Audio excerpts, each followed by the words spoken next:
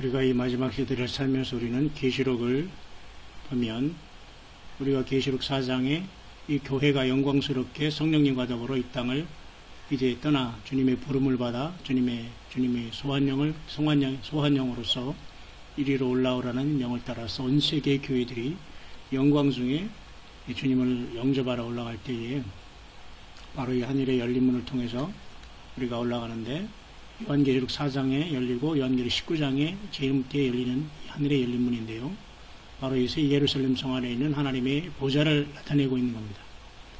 여러분 모두 정말 이 마지막 주님의 인내의 말씀을 지켰은즉 또한 주님께서 우리를 지켜 시험의 때인 야고의 환난할 때, 이방인의 심판 때, 유대인의 구원 때는 우리 교회는 주님의 신부로서 주님의 보좌 앞에 들림받는 최고의 복을 받는 우리들이 되기를 바랍니다. 장차 온 세상에 임하여 땅에 거하는 자들을 시험할 때에 이 필라델피아 교회와 휴거 모든 주의 신부들은 주님의 나라에 온 가족을 이끌고 올라가게 될 것입니다. 우리의 이마에는 하나님의 이름과 예루살렘의 이름과 예수 그리스도의 새 이름이 기록되어 있죠. 그러나 사단 마귀와 악한 영들과 그들을 따른 자들에게는 오른손과 이마에 적그리스도의 이름이나 그 수가 기록된 표를 받고 영원히 하나님을 떠나게 될 것입니다. 우리는 이 시간 잠시 주님이 주신 말씀 중에 요한계시록 이제 열린 문을 통해서 사도 요한이 본 하늘 보좌에서 우리는 특별히 그 네 생물에 대해서 주님께서 사도 요한에게 천사를 보내서 하늘 보좌를 보여줄 때에 하나님의 보좌에 네 생물이 있었는데, 그 네 생물에 대해서 우리가 잠시 이 시간 은혜를 나누도록 하겠습니다. 요한계시록 우리가 4장으로 한번 가보겠습니다. 요한계시록 4장에 보면 이와 같이 열린 문을 통해서 교회가 이제 하늘 보좌에 올라갔을 때에 놀라운 하나님의 보좌를 보았고, 하나님의 보좌의 영광스럽고 찬란한 모습을 여기 기록해 놓고 있습니다. 우리 모든 주님의 소환을 받은 온 교회들이 처음 열매들이 바로 이곳에서 주님을 경배하게 될 것입니다. 그리고 이 땅에서는 마지막 다니엘의 그 70번째 일에 7년이 돌아가게 될 것입니다. 이미 여러분 69일에는 기원전 445년에 아닥사스다 왕이 예루살렘을 중건하라는 영으로부터 시작해서 7일에가 지났고 49년이죠. 또한 그로부터 또한 62일에가 지난 다음에, 다시 말해서 69일에가 전체 지난 다음에 483년이죠. 총 700년, 483년이 지났죠. 490년 어간에 예수님께서 십자가에 정확하게 AD 32년에 십자가의 피를 통해서 하나님 앞에 영원한 속죄의 제사를 올리게 된 것입니다. 이제 그 남은 한 이래가 교회가 이 땅을 떠난 다음에 시작될 텐데요. 그때 우리가 가서 보게 될 하나님의 보좌가 바로 계시록 4장 5장에 있는 겁니다.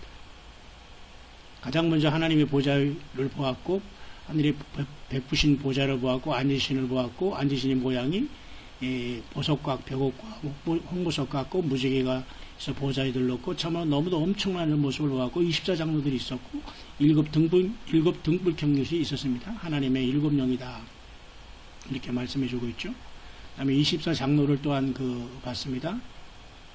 머리에 흰 멸관을 쓰고 있는 24 또한 장로들을 봤죠.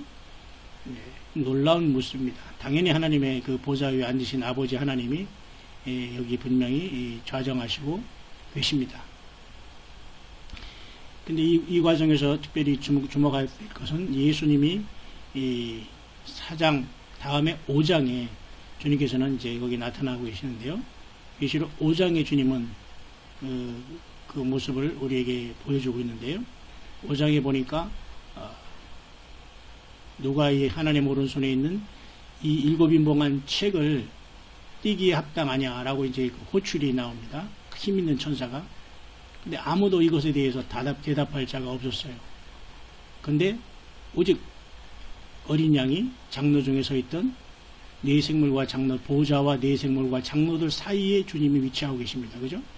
이 예수님께서 나와서 당당하게 당당하게 하나님 아버지의 오른손에 있는 그 책을 치유해서 주님이 그 모든 걸, 왜 주님 자신이 하나님이시고 하나님이 친히 오셔서 그 일을 이뤘기 때문에 예수님밖에 그것을 할 수 있는 분이 없기 때문이죠. 그때 그 예수님께서 이와 같이 여기에 나타나셨는데요. 이 계시록 5장에 이렇게 나타난 이 예수님, 유다지파 사자 다윗의 뿌리가 뒤에서 이 땅에 육신으로 오셔서 이와 같이 우리를 위해서 고난당하시고 AD 32년 70일의 중에 483년이 마치는 69일에 정확하게 주님께서는 십자가에 우리를 위해서 피 흘려 죽으심으로 아버지 하나님 앞에 영원한 속죄 제사를 올리게 됐습니다. 그래서 교회는 이 마지막 환란 전에 이 땅을 떠나는 것이 분명한 겁니다.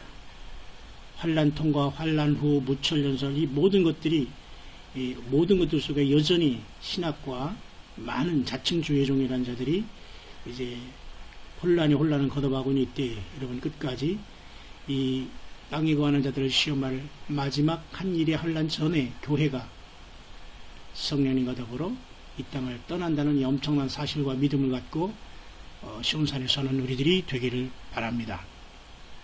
그래서 우리가 이 시간 계시록 4장으로 다시 돌아가 보겠습니다. 계시록 4장에 보면 거기에 이 하늘의 네 생물이 나오는데요. 그 네 생물에 대해서 우리가 잠시 설명하고 넘어가도록 하겠습니다. 그 네 생물은 이렇게 사자 같고 송아지 같고 사람 같고 독수리 같은 모습의 한 이 네 생물이 하나님의 보좌를 지키고 있었습니다. 그들이 하는 일은 이와 같이 6날개로 하나님을 찬양하고 걸어가다 하면서 곧 전능하신 이여 주 하나님 곧 전능하신 이여 전에도 계셨고 이제도 계셨고 계시고 장차 오실 자라 하면서 하나님을 향해서 영광을 돌리고 있는 모습입니다. 물론 이 엄청난 사건은 특별히 영안이 열린 주의 그 사역자들 통해 몇 번 보여줬는데요. 특별히 에스겔서에 보면은 이와 같이 에스겔서 1장에도 보면 그 6절 이하에 이렇게 보면요. 그 에스겔이 본 역시 그 네 생물도 이와 같이 생겼습니다. 네 얼굴과 네 날개가 있고 다리는 곱고 송아지, 사람, 그 다음에 이렇게 좌는 사자요, 소요, 독수리요, 사람이 이렇게 하면서 같은 모습을 봤는데 네 날개라고 이렇게 말하는 것은 그들은 이미 주님의 보좌를 옹이하면서 자기들이 그 두 날개로는 자기들이 발을 가리면서 네 날개로 날면서 하나님을 찬양하고 보좌를 후유하고 있었기 때문에 네 날개로 보였던 것이겠죠. 그래서 이 동일한 것을 봤는데 요한계시록에서 사도 요한을 통해서 주님이 보여주신 역시 이 모습도 매우 그 중요한 모습으로서 예수님께서 이 땅에 오셔서 그 사자 같은 마태복음 왕으로 오신 예수님을 나타냈죠.